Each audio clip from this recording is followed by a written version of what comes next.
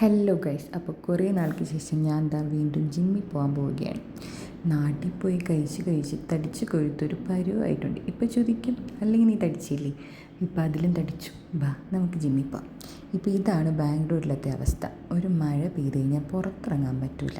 മൊത്തം അഴുക്കും ചെളിയും. പിന്നെ എന്ത് ചെയ്യാനാ, പോയല്ലേ പറ്റൂ. അപ്പോൾ നമ്മളിതാ ജിമ്മിലേക്ക് നടക്കുകയാണേ.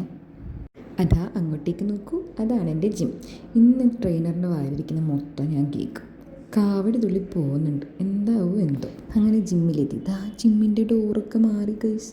എന്തൊക്കെയോ വല്ലാത്ത മാറ്റം സംഭവിച്ചിരിക്കും. പിന്നെ ഞാൻ എവിടെ പരിപാടി അവതരിപ്പിച്ചാലും എനിക്ക് എന്തെങ്കിലുമൊക്കെ ഉണ്ടായിരിക്കുമല്ലോ. ഞാൻ പോയി എൻ്റെ ഫിംഗർ വെച്ചിട്ടൊന്നും ഡോർ ഓപ്പൺ ആവുന്നില്ല. എന്ത് ചെയ്യാനാ, തുടക്കത്തിലെ അപശകുനം.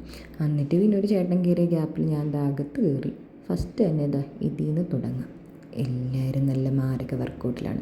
എൻ്റെ വെയിറ്റ് കണ്ട് ഞാൻ തന്നെ പകച്ചു പോയി. ആ ഒരു ആവേശത്തിൽ കുറച്ച് മോട്ടിവേഷൻ പാട്ടൊക്കെ ഇട്ട് ഞാനങ്ങ് തുടങ്ങിയിട്ടുണ്ട്. കുറേ നാൾക്ക് ശേഷം വന്നുകൊണ്ട് അതൊന്നും ഒരു മെഷീനിൽ കയറിയപ്പോൾ തന്നെ ഞാൻ വിയർത്ത് തളർന്നില്ലാണ്ടായി.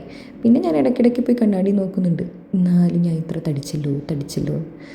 എന്ത് ചെയ്യാനാ, എന്തായാലും കുറച്ചേ പറ്റൂ. ഇനി കുറച്ച് നേരം ഇതിൻ്റെ മുകളിലാകാൻ നമ്മുടെ അഭ്യാസം. എന്താ രസം, ചവിട്ടി ഇപ്പോൾ വീട്ടിലെത്തും.